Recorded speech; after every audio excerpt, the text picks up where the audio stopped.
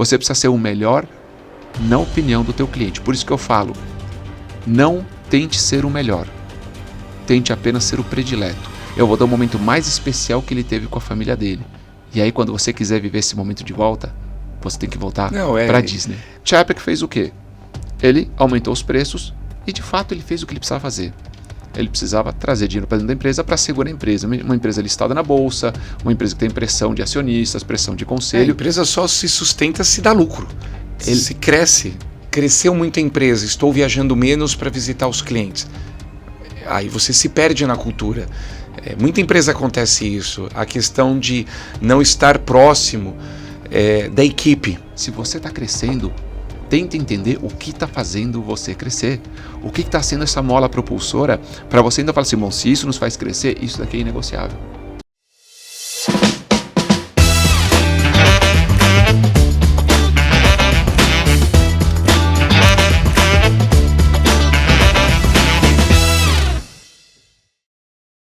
Fala, parceiro! Seja bem-vindo a mais um episódio do Parceiro Cash, o podcast que conecta você às melhores práticas do mercado, o podcast da Dias. E hoje é um dia muito especial, temos um convidado brilhante, com baita conteúdo, tanto nas palestras, nos eventos, como também no Instagram e em outras redes sociais, que é o Gabriel Villarreal. Obrigado aí, viu, pela presença, pela oportunidade de conversar aqui com o nosso público. E para nós é uma honra te receber.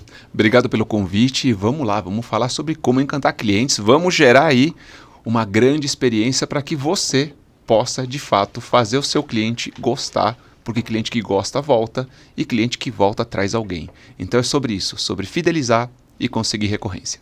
Pois é, eu acho que essa é uma pauta muito importante. Eu acho que todas as empresas, todas as pessoas, né, buscam um relacionamento de longo prazo com seus clientes, porque é muito caro, né? Aquele discurso comum das pessoas, né? É muito caro trazer, muito caro achar e muito fácil perder, né? E reter é difícil, né? Então o que você tem para falar para a gente um pouco sobre esse tema, para a gente começar aí interagindo e falando? E também ele usa muito o método Disney, né?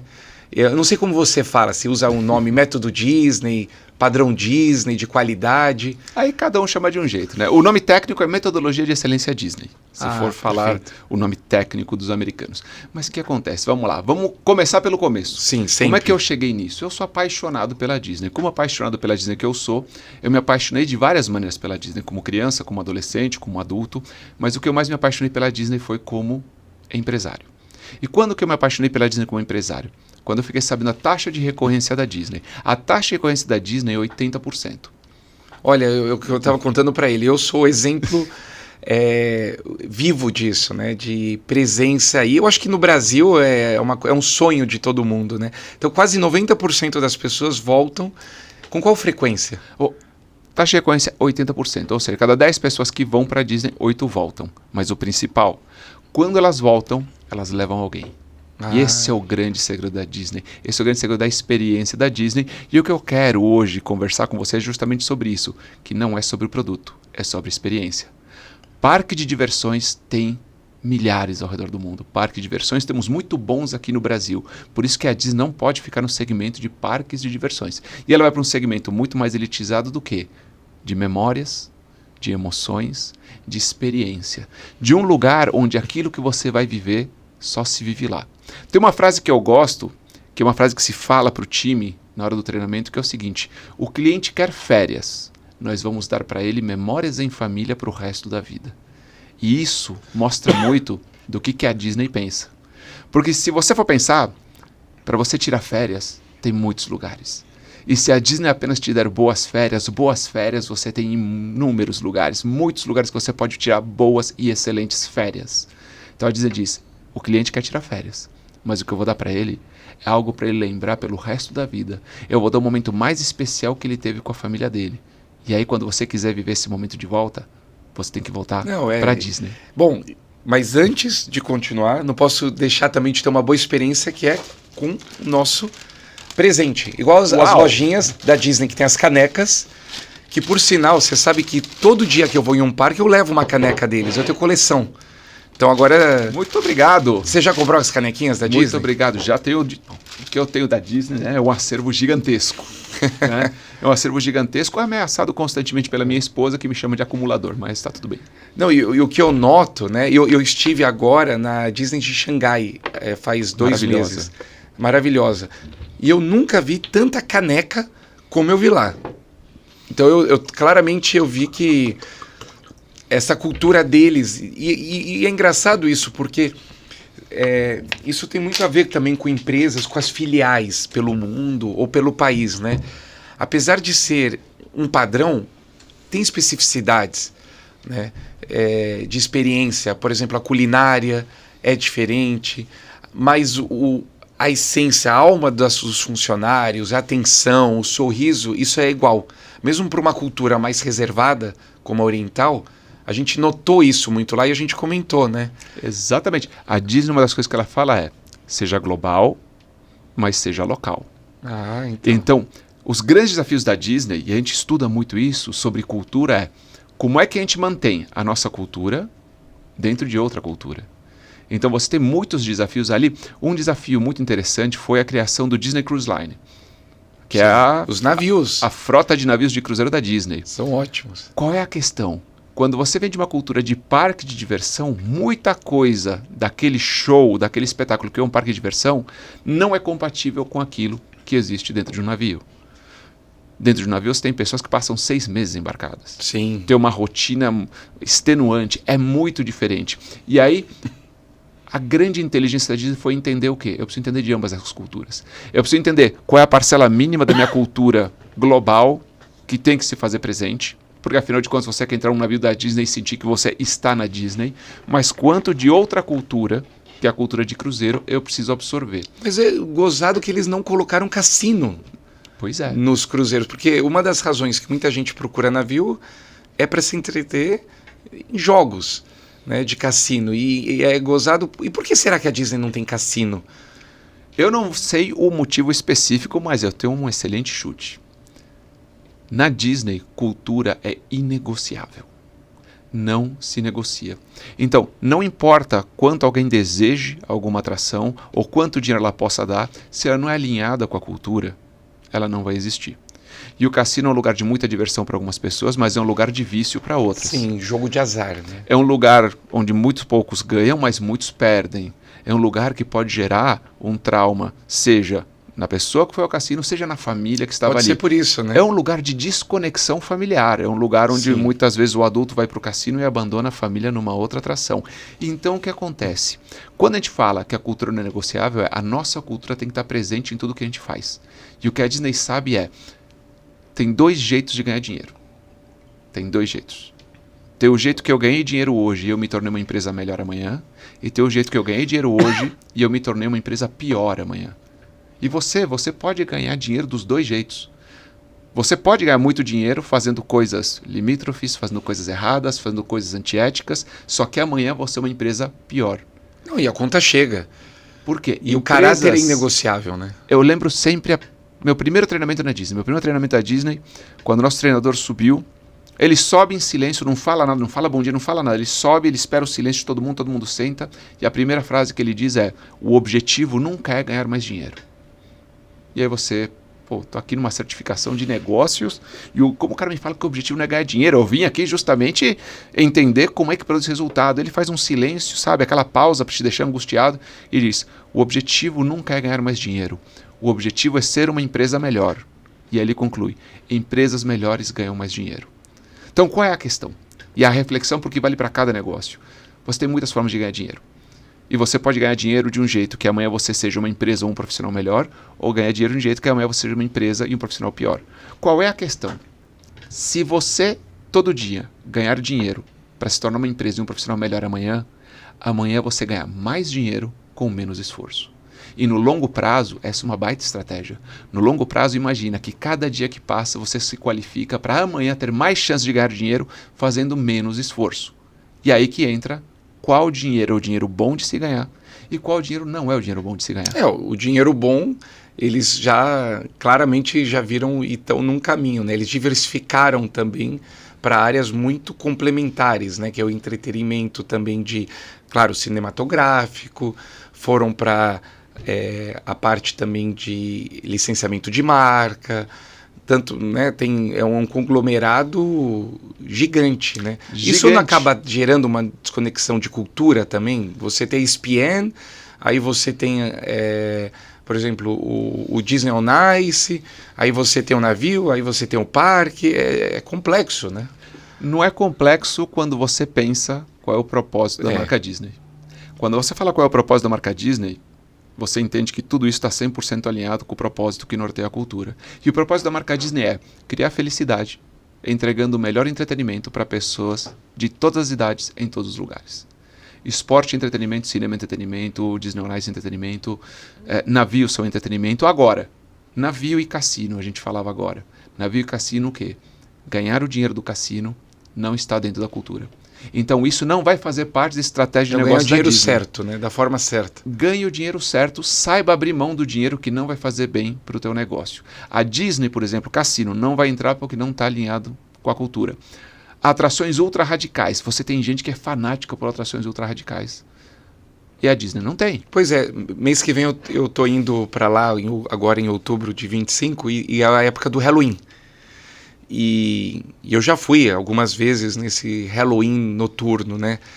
E quando você vai na Universal Studios, realmente é assustador. Eu fui a primeira vez, assustador, eu digo, dependendo da idade. Claro, quando a gente vai ficando mais velho, ajusta. A primeira vez eu tinha 15 anos, eu fui. Realmente, eu falei, olha, 15 anos você já tá grande, então. Aí eu fui no da Disney. Eu falei, ué, é tranquilo, você dá risada mais. O outro não, tem serra elétrica, vem na tua orelha uma serra, pula um cara do arbusto quase em cima de você. E na Disney é o não tão assustador assim, que eles chamam, né? Começa pelo nome. A Universal tem a Horror Nights, as exato. noites do horror. Saudosos aqui de São Paulo que tinha no Play Center. Noites do terror do Play Center. Na Universal tem a Horror Nights. E atualmente, ela é guiada por The Walking Dead. Então você vai entrar num mar de zumbis que vão perseguir você e você vai ser assustado, você vai ter experiências traumáticas dentro de um ambiente controlado, só que é algo pesado, é algo muito mais para adulto. A Disney poderia fazer? Poderia, mas de novo, e a nossa cultura? A nossa cultura não é essa, a nossa cultura não é a do espanto, a nossa cultura é do encantamento. Então a Disney tem o Not So Scary Halloween, ou seja, o Halloween não tão assustador, que é um lugar onde você vai passar um tempo dentro de uma festa, com N pontos para você receber doces, como se você estivesse fazendo mesmo Halloween, você vai com sua sacolinha, a Disney te dá um monte de doce. Nossa, a gente voltou do Halloween, durante 8 meses tinha doce em casa. Porque eles não perguntam se você já recebeu muito, quanto você quiser, tá aqui o doce. E você vai encontrar o quê? Que vai ser muito legal, os vilões à solta pelo parque. E os vilões interpretando o papel de vilões, porque tudo é ao redor do personagem. A gente no Halloween encontrou a Cruella. E a gente quis falar com a Cruella. O que a Cruella fez? Nos ignorou. Por quê? Porque a Cruella não quer tirar uma foto com você. Cruella, a gente pode tirar uma... Ela fala assim, quem são vocês? Vocês não estão à altura de tirar uma foto comigo? E ela sai fugindo, até que uma hora ela vira, tira uma foto contrariada, com uma cara... Ela não vai sorrir, porque essa é a essência do personagem. Eles mantêm. E a gente tem que manter tudo isso. Você quer um outro exemplo? Isso não precisa nem ser no Halloween. Uma atração da Disney. A Mansão Assombrada. Sim. Certo? The Haunted Mansion. Sim. A Mansão Assombrada, ela é um case da Disney. Por quê? Porque lá atrás, década de 50, começo de década de 60, essa atração foi concebida. E de um lado você tinha um Imagineering, um engenheiro de imaginação que falava, uma casa assombrada tem que dar susto, tem que aterrorizar as pessoas. E do outro lado tinha outro que dizia o seguinte, a gente não pode aterrorizar as pessoas, tem que ser algo divertido.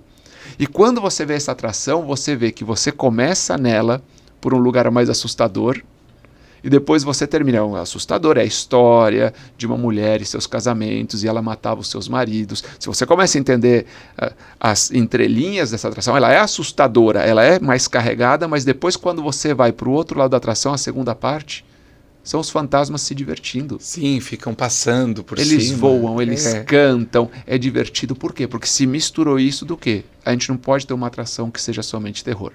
A gente tem que ter uma mansão assombrada com cara de Disney. E isso, de lá para cá, é o mesmo princípio de que cultura antecede lucro. Cultura antecede lucro significa o seguinte: se você abrir mão da sua cultura para conquistar mais lucro, para ganhar mais dinheiro, você está colocando sua empresa na linha da morte. Ela vai morrer, porque você está vendendo aquilo que você construiu, o teu patrimônio, a tua imagem, quem você é e o que você representa na vida do teu cliente, da tua comunidade, apenas para ganhar dinheiro. A Disney vai ganhar todo o dinheiro que ela puder, desde que seja dentro da cultura. Mas você sabe que eu ouvi esses dias eles mesmo assumindo de preços de ingresso, a questão de precificação, né? A questão de lucro, falando, os ingressos não estão baratos, estão subindo de preço, existe uma visão do mercado, né? Falando, a experiência é maravilhosa, mas é como o dia inteiro as empresas passam, né? O questionamento do quanto custa a entrada, né? Quanto que custa para você, quanto custa um produto, quanto custa algo. E muitas vezes as pessoas questionam muito isso, né? De como precificar, né? E eu imagino que deve ser um trabalho difícil para eles, porque eles precisam balizar a questão de oferta, demanda. Provavelmente pós-pandemia aumentou muito mais o fluxo. Acho que as pessoas estão diferentes em relação a experiências, né? A momentos que passam com a família, com os amigos. Então, acho que a Disney hoje já é um sinal de, olha, é um lugar que precisamos viver mais a vida, né? Mas você tem ouvido esses tipos de discussões? Eu te trago dados atualizados, inclusive. Mas como a gente está no podcast, a gente nunca sabe quando o pessoal vai assistir. Vamos datar o nosso podcast. Estamos em agosto de 2025. Exato. E vamos falar sobre a alta temporada, que é o mês de julho, verão americano. Sim, de 2025. Aquele calor que você passa daquelas filas torrando, mas você está lá, né? Vamos lá.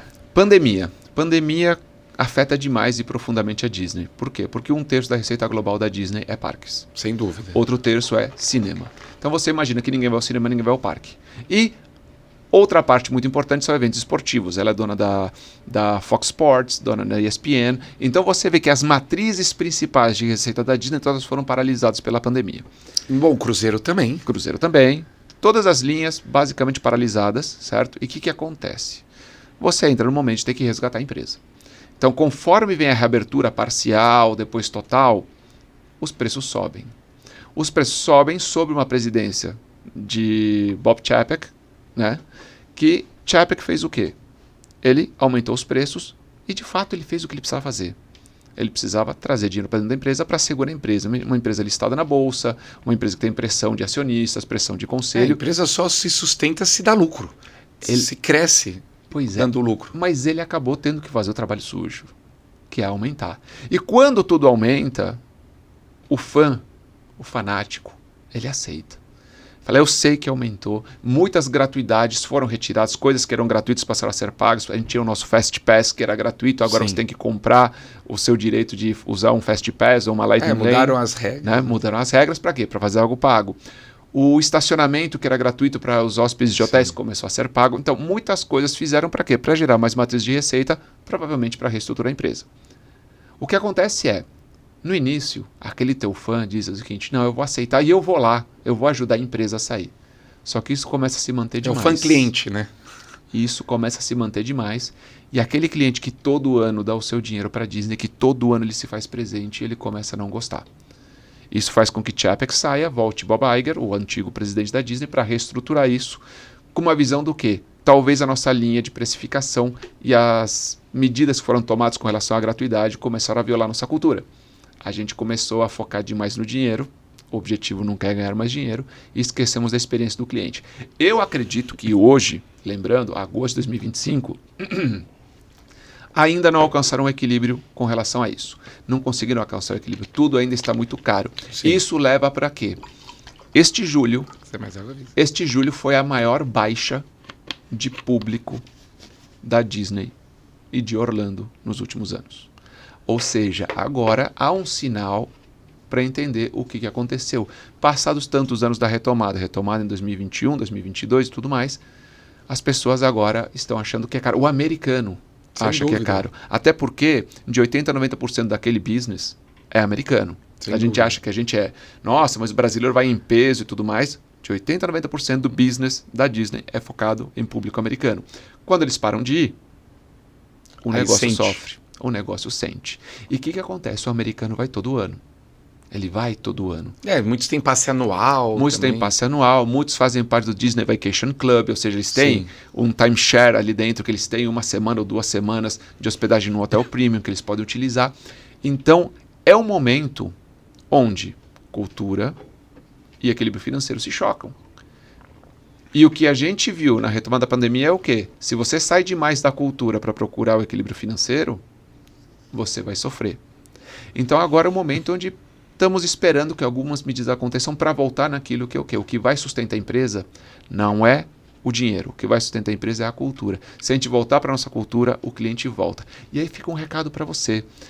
Se a Disney, que é a Disney, ela se desviou um pouco da cultura e sem perceber isso, passou um tempo e ela teve a maior baixa dela, sendo a Disney, sendo o objeto de desejo de todo mundo, imagina o que acontece com você quando você se desvia da sua cultura, da sua identidade, de quem você é e do que você representa. Então a primeira coisa é justamente isso. Eu acho que é construir quem você é e quem você quer ser na vida do seu cliente e não desviar disso. É o famoso voltar ao básico. Às vezes o resgate de um CEO antigo é um sinal que às vezes você não precisa trocar a gestão. Às vezes olhar para dentro de casa e olhar o que fazia antes e o que poderia fazer melhor o que fazia antes e ajustar o que está fazendo hoje, né? Ou seja, várias vezes a gente faz isso. A gente olha, fala, que medidas a gente pode tomar para poder melhorar o nosso resultado, resgatando hábitos, culturas, ações, campanhas, forma de lidar que a gente fazia antes e não está fazendo mais. Às vezes não é questão de preço, às vezes é outras questões. Às vezes é a questão de viajar mais próximo. Cresceu muito a empresa, estou viajando menos para visitar os clientes. Aí você se perde na cultura. Muita empresa acontece isso. A questão de não estar próximo da equipe. Às vezes não ouvir a equipe no dia a dia, né? Então as pessoas se perdem, né, no crescimento. Mas, Gabriel, então, eu preciso estar próximo. Se você não tem condição de estar próximo, você precisa qualificar alguém que possa fazer esse papel de estar próximo. O que normalmente a gente vê que é o problema do crescimento conforme a gente cresce, a gente para de fazer aquelas coisas que foram o motivo da gente ter crescido. Então essa atenção e esse mapeamento que tem que ser intencional. Às vezes as pessoas estão crescendo e por acaso, se você está crescendo, tenta entender o que está fazendo você crescer. O que está sendo essa mola propulsora para você ainda falar assim, bom, se isso nos faz crescer, isso daqui é inegociável. Porque muitas vezes começa a se focar no produto. E essa grande sacada. Para de focar no produto e para de focar em crescer melhor que o seu concorrente. Você só precisa ser o melhor na opinião do teu cliente. Por que eu digo isso? Eu digo isso porque você sabe os números do teu concorrente. Você sabe avaliar tecnicamente você e teu concorrente. O teu cliente não. O teu cliente faz uma avaliação sobre você totalmente diferente. Ele não faz uma avaliação técnica. Ele não entende o teu produto a fundo para entender a diferença entre o teu e o outro, se é melhor, se é pior. O que ele faz é o quê? Ele confia. Ele confia. Uma coisa que todo mundo fala, você encontra alguém que está com o joelho machucado, o que você fala? Vai ao meu médico, ele é o melhor. Você indica o teu médico. Vai ao meu médico, ele é o melhor. Você tem um problema, eu vou te indicar um médico que ele é o melhor. Como é que você sabe que esse médico é o melhor? Tem mais de 500 mil de médicos ativos no Brasil, de acordo com o Conselho Federal de Medicina. Como é que o teu é o melhor? Quantos médicos você conhece para falar que ele é o melhor? Não, e principalmente você conhece para julgar, né? Quanto você sabe de medicina para poder dizer, esse daqui é o melhor? Exato. Mas todo mundo diz. Agora, quando você diz, vai ao meu médico, ele é o melhor, o que você está dizendo é o seguinte, vai ao meu médico, porque nele eu confio e ele resolveu um problema que eu tive. Então a dica é, você precisa acordar todo dia para ser alguém confiável que resolve problemas do seu cliente. Quando você quer ser o melhor do mercado, você está olhando para o concorrente e não está olhando para o seu cliente. Você precisa ser o melhor na opinião do teu cliente. Por isso que eu falo, não tente ser o melhor. Tente apenas ser o predileto. Ser o melhor é vencer o seu concorrente. Ser o predileto, conquistar o coração do seu cliente. Mas nunca é fácil, porque muitas vezes e isso eu vejo em qualquer setor, às vezes ele gosta, a gente é o predileto. Aí, mas o preço do concorrente está melhor. Pô, mas mas eu não sou o predileto, eu não tenho uma relação boa, mas aí vai pro preço. Como foge dessas armadilhas, assim, né? Isso que é a dificuldade que a gente sempre vê, né, no dia a dia. Às vezes ele gosta, ele é um apoiador, ou a gente acha que é um apoiador, né, também. Então isso também é uma diferença, mas às vezes a gente nota, pô, a recorrência não tá legal. Eu vou te dizer uma coisa que vai te chocar. Você precisa de mais momentos de estresse com o seu cliente. Você vai conhecer as pessoas na dor. O erro fideliza mais que o acerto. E aí o que a gente tem é que normalmente você é muito bom em manter uma relação com o seu cliente enquanto está tudo bem. E aí na primeira reclamação do cliente, na primeira frustração, no primeiro momento que ele se exalta, o que você faz? Você larga a mão do cliente. Você larga a mão do cliente e você fala coisas como não é culpa minha, não é assim que o mercado funciona, não é assim que é isso, o meu contrato diz que... Se você quer ter um cliente para a vida toda, eu vou te dizer o seguinte. No pior dia, quando surgir esse momento de choque, não larga a mão dele. Se aproxima. E principalmente, não discute de quem é a culpa. A Disney tem uma frase que diz o seguinte: não é culpa minha, mas é problema meu. E você precisa entender que se o seu cliente está frustrado, se ele está reclamando, se tem algo abalando a sua relação com ele, não importa se é culpa sua, culpa dele ou culpa de alguém. Você precisa proteger essa relação. E num mercado onde o cliente está acostumado que no primeiro problema a empresa joga ele para longe, quando ele encontra uma empresa que no primeiro problema diz, eu vou resolver. Talvez não da maneira que você gostaria que fosse resolvido, mas eu vou te mostrar o esforço que eu vou ter para resolver esse problema com você. Ele sabe que ele pode contar com você. Agora você é diferente. O que ele espera de qualquer fornecedor é que no primeiro problema o fornecedor abandone ele, deixe ele falando sozinho, diga que ele é maluco por reclamar. Agora, quando esse cara encontra uma pessoa que ele sabe que ele pode contar nos momentos bons, mas principalmente nos momentos ruins... Tem transparência, né, também. Você tem um ativo ali. Porque ele fala, bom, o outro é mais barato, mas será que quando eu tiver esse problema com o outro, isso vai acontecer? Eu, como advogado, que é minha outra carreira, eu como advogado, o que eu mais foco é nisso. Enquanto você pode contar comigo no pior dos dias. Qual é a minha disponibilidade? Quando você me liga, você tem uma emergência, se eu estou pronto para responder em tempo real. Sabe por quê? Porque o que a gente faz na operação padrão, qualquer outro escritório consegue fazer. Sem dúvida. Um pouco melhor, um pouco pior, ou na mesma média. Qualquer escritório consegue fazer. Agora, quando o cara diz, o outro escritório, quando eu ligar numa emergência, não vai me dar um pronto atendimento. E você sabe o que a gente fez na Dias, que é algo que me chamam de maluco mesmo, que poucas empresas fazem, eu sei que algumas, né, raríssimas, que o nosso celular, dos meus 2 sócios, ele é aberto a 100% dos clientes. Na plataforma, na intranet, você acessa, tem no ícone à esquerda, está escrito Fale com a Liderança. É esse celular, esse número aqui. Então, 100% são quase 20 mil empresas. Todos têm um livre acesso a gente. E a gente é contactado, quase sempre é para algum tema que não houve uma solução adequada na visão da pessoa. Então a gente de fato tem que entender para interferir e ajudar. Existem processos na empresa, como você disse bem da Disney, e eu vejo muito lá, é uma empresa que é totalmente alegre, divertida, mas extremamente processual, ritualista. Intencional. Se é 8 nada e 3 é por acaso. Nada. Nada 8 e 3 é 8 e 3, você não vai entrar no brinquedo 8 e 2. Até aquilo que você achou que foi muito espontâneo e muito individual, nossa, isso só aconteceu comigo, aquilo acontece milhares de vezes todos os dias. Não tenha dúvida. Alguém te cumprimentou, alguém foi lá te indicar com os 2 dedinhos em vez de apontar o dedo. E eu vi muito na China com bichinho também. Ele foi simpático comigo, balançou o bichinho para minha filha. Não, isso Mas deixa eu te contar uma história, você me lembrou aqui essa questão de disponibilidade. Quando nasceu meu primeiro filho, a gente tem que procurar um pediatra para acompanhar. Sim. E achamos um baita pediatra, ultra renomado. Minha esposa falou, cara, esse aqui, eu quero ir lá, ultra renomado, caro, cheio de diplomas. O cara é incrível, passamos na consulta, incrível.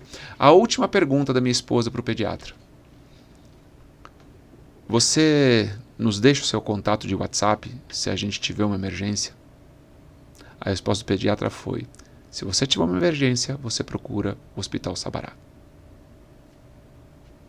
Minha esposa falou: não quero trabalhar com esse cara. E por quê? Porque ele é o melhor ou pior tecnicamente? Ele é ótimo tecnicamente. Mas não está disponível. Né? Mas ele não está disponível. Quando a gente fala de ser o melhor, ser o melhor é uma percepção do cliente. Não tem a ver com a qualidade do teu produto do ponto de vista técnico. Você sabe a diferença de um produto nota 5, nota 7 ou nota 9. Você sabe a diferença de um serviço nota 5, nota 7 ou nota 9. O teu cliente não tem essa mesma clareza que você. Agora, ele sabe a diferença de um atendimento nota 5, nota 7 ou nota 9. Cliente fideliza no atendimento, não no produto. Quanto mais você levar o atendimento, mais fidelização você vai ter, independentemente do produto. Por isso que eu falo, produto nota 10 com atendimento nota 6, perde para produto nota 6 com atendimento nota 10. A gente tinha ali um médico nota 10, que por uma indisponibilidade dele de atender algo que é de cunho emocional. É de cunho emocional. Como ele não tem essa disponibilidade, a gente segue com outro pediatra, muito bom também, mais barato, não tão qualificado quanto esse, mas o quê? Que a gente sabe que se algo acontecer com o nosso filho, ele vai responder. Ele vai atender. E aí o que acontece? Entenda o jogo de emoções do seu cliente. Você precisa entender o jogo de emoções do seu cliente, porque se o seu cliente te procurou, é porque algo aconteceu que tornou você necessário na vida dele. E esse algo tem a ver com o objetivo que ele tem. Ninguém compra nada porque sim. Há um objetivo individual naquilo. Se você compreende esse objetivo, você entende a colaboração que você tem para a realização dele, você sai de vender o produto para você entrar no caminho da jornada do teu cliente. Então, o teu cliente não quer o teu produto. O teu cliente quer algo de melhor na vida dele, que ele entendeu que através do teu produto ele ia conseguir. E é essa a tua função, conectar com esse objetivo final da vida dele, e não com o produto. Senão o que vai acontecer? Você vai entregar o produto e você vai embora. E o protagonista vai ser o produto. Eu quero que o protagonista seja você. Na construção de relacionamento que vai gerar recorrência e que vai gerar indicação. Porque quem gosta volta e quem volta traz alguém. Isso sempre. E eu já vi, enfim, na prática, e depois eu vi até nos seus conteúdos, a questão de você ter, por exemplo, na Disney, uma experiência de... Que nem eu estava falando, Júlio, é quente, uma região de pântano, Orlando, não é agradável o clima, você passa calor sim, você fica na fila horas e horas se você não souber trabalhar bem nos aplicativos, e mesmo assim a pessoa sai no final contente. Né? Qual é essa mágica que a pessoa... Eu ia te falar exatamente isso, que eu quero te contar a mágica. Deve ter, porque... Você quer fazer um teste? Eu vou querer que você responda a primeira palavra que vier na tua cabeça. Mas depois eu vou te dar um spoiler. Eu tive uma péssima experiência de saída do parque lá. Eu vou te contar muitas piores. Tive uma contingência grave, mas eu já conto. Mas vamos lá. Vamos fazer um teste aqui, mas eu quero que você seja rápido, tá? Eu quero que você diga a primeira palavra que vem na sua cabeça para responder a pergunta que eu vou te fazer. O que Disney significa para você? Alegria. Pronto. Agora, eu quero que você saiba que isso não é por acaso, isso é uma construção de identidade. Porque essa era forte. A resposta, eu dei qualquer uma. A resposta que qualquer pessoa dá é sonho, alegria, felicidade, infância, magia, encantamento. Acho que é isso. Né? Ninguém fala longe. Calor, ninguém fala fila. Ninguém fala calor. Ninguém fala dólar. Não vão falar a cotação do dia, mas dólar, que já é caro por natureza. Ninguém fala isso. Então as pessoas... É um lugar sabidamente caro, sabidamente repleto de filas. Você passa muito mais tempo na fila do que na atração. Muito mais. Você vai passar a uma hora... que é boa, né? Eles capricham na fila, né? Mas você passa uma hora numa fila para brincar 2 a 3 minutos numa atração. Sim. Mas o que acontece? Você vai entender que o trabalho da Disney, justamente, ela entende o quê? Se eu focar demais no produto, a parte ruim aparece. Eu preciso focar na experiência. Então, todo o marketing da Disney é feito para te emocionar. Por quê? Porque em troca dessa felicidade... Em troca desse encantamento, dessa magia, você aceita a fila, você aceita que seja caro, você aceita que seja longe. E é um trabalho que a Disney faz em todas as vertentes. Função de um filme é emocionar você e levar você de novo a entender que a Disney é um lugar de emoções. Função de uma pelúcia é emocionar você. Ela quer estar presente na tua vida para representar aquilo. Agora, a gente falava de experiência ruim. O Walt Disney dizia o seguinte, para cada uma experiência negativa, o cliente tem que receber 7 experiências positivas para superar aquela. Essa é... Pô, é bastante, hein? O foco da Disney é entregar 70.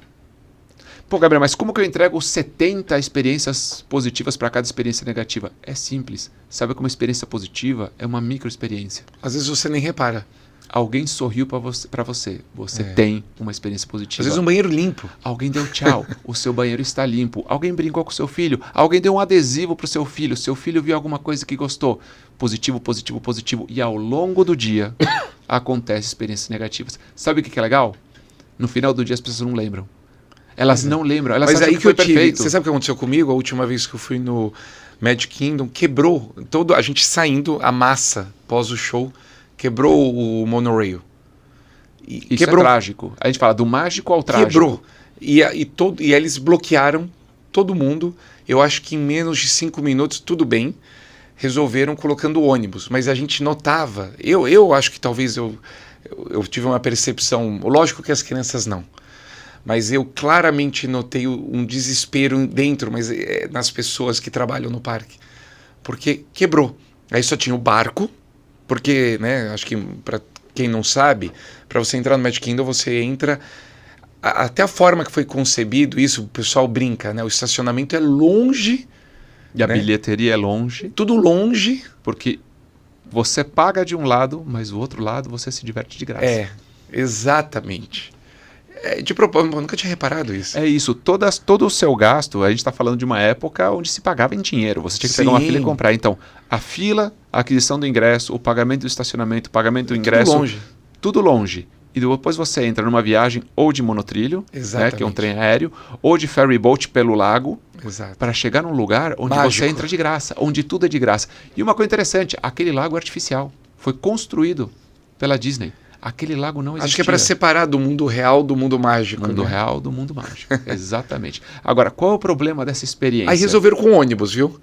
Aí eu não sabia, aí que eu descobri o lado não mágico, que é bacana também saber. A saída do parque já dá numa mega avenida.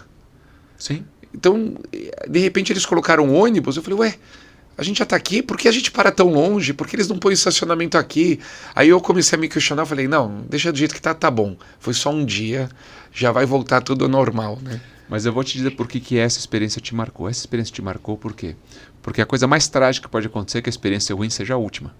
Eu não tenho tempo de te entregar experiências boas que apaguem ela. Não teve. Durante o dia, sempre tem alguma experiência ruim.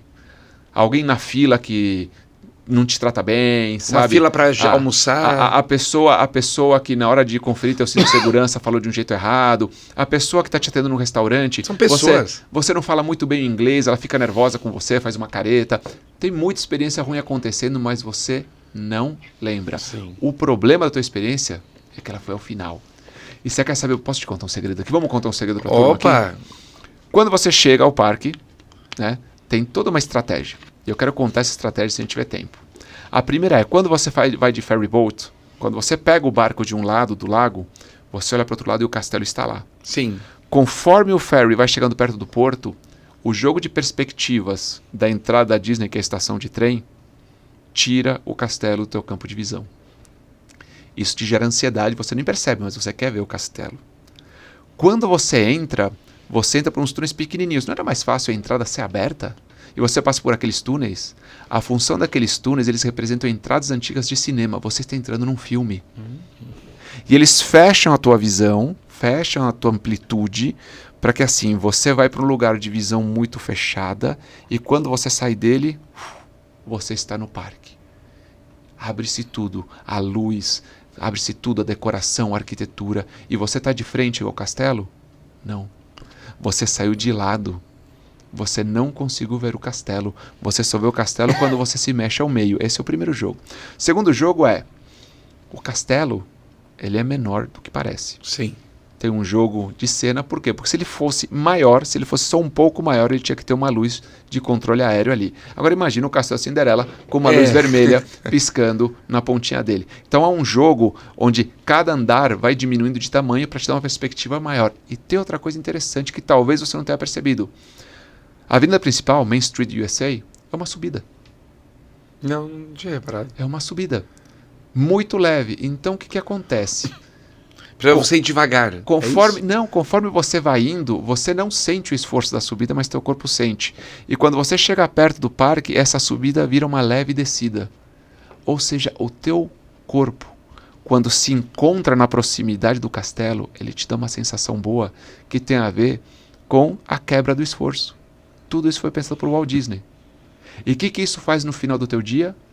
No final do teu dia, quando você está cansado, você está descendo. Quando você vê a perspectiva também, a perspectiva forçada que se chama das lojas do lado, aqui no começo da avenida são 2 andares inteiros. O mesmo tamanho até o final, mas o que eles fazem com a perspectiva? Viram 3 andares. O primeiro andar é 100%, o segundo é 70%, o terceiro é 30%.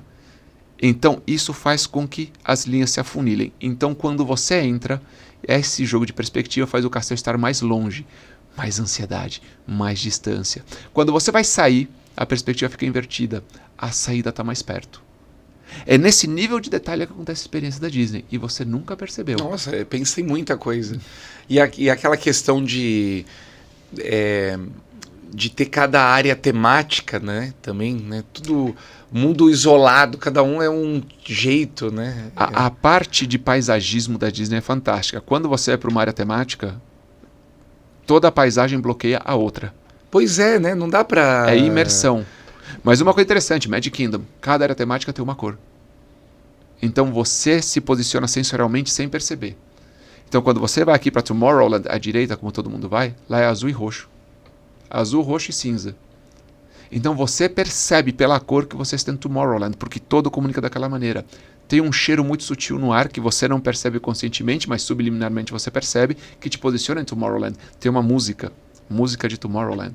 E tem uma aspereza no chão que é só em Tomorrowland. Pelo tato, a parte tátil do seu pé também consegue sentir diferença. E tudo isso é um jogo subliminar que acontece para que você sinta que você está naquele lugar, mesmo de formas que você conscientemente não percebe.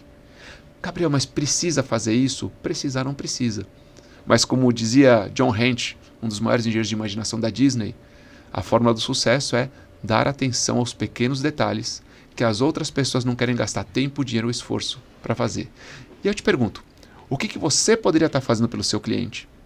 Ao invés de tentar fazer melhor que o teu concorrente, aquilo que o teu concorrente faz, o que você poderia estar fazendo pelo teu cliente que ninguém faz? O que você poderia inovar? O que você poderia levar para ele que ele não vai encontrar em nenhum outro lugar? Porque se ele gostar disso que só você faz, ele só vai encontrar estando com você. Até porque, no caso da Disney, é o seguinte, quem é um concorrente deles? Esse é o ponto, né? Eles sempre querem se superar porque eles pensam muito neles, né?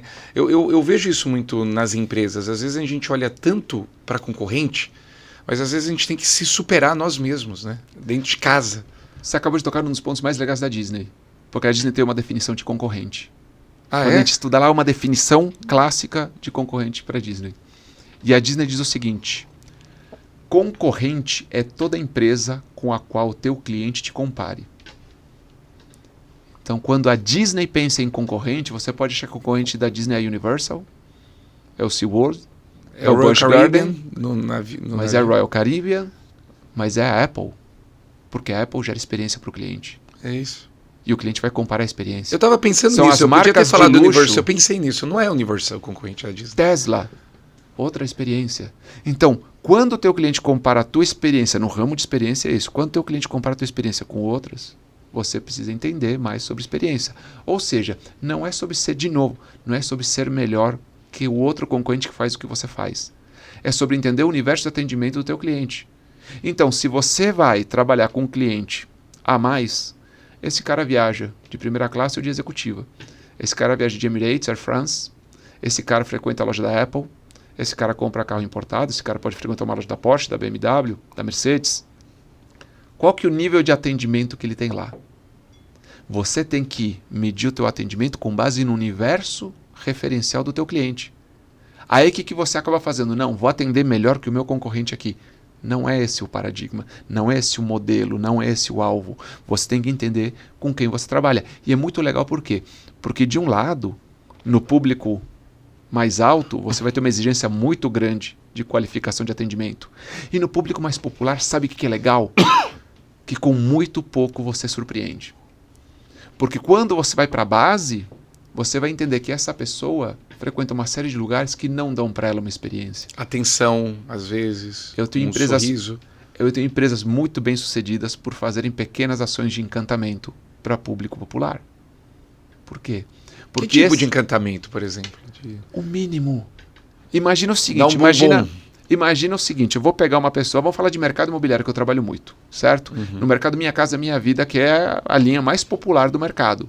O que acontece? O cara que compra Minha Casa Minha Vida, ele tem uma conta subsidiada de crédito e tudo mais, mas você acha que ele compra no Pão de Açúcar, no São Marché, ou ele compra no Atacadão?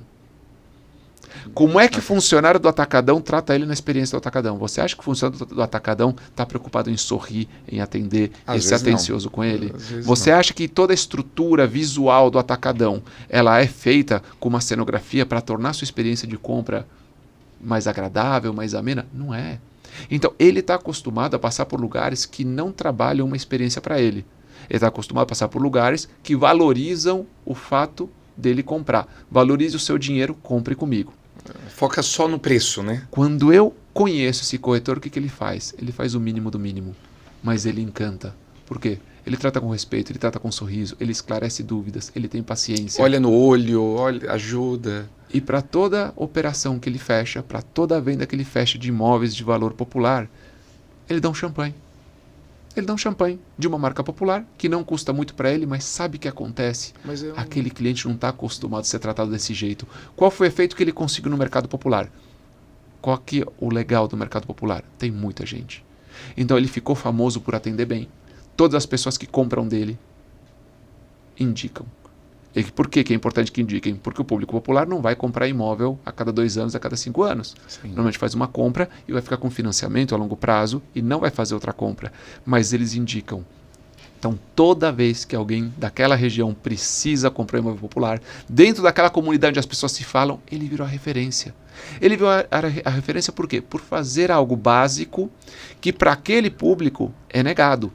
Então, de novo... É aquela coisa, às vezes parece, para alguns acham que a pessoa só vai comprar o imóvel uma vez.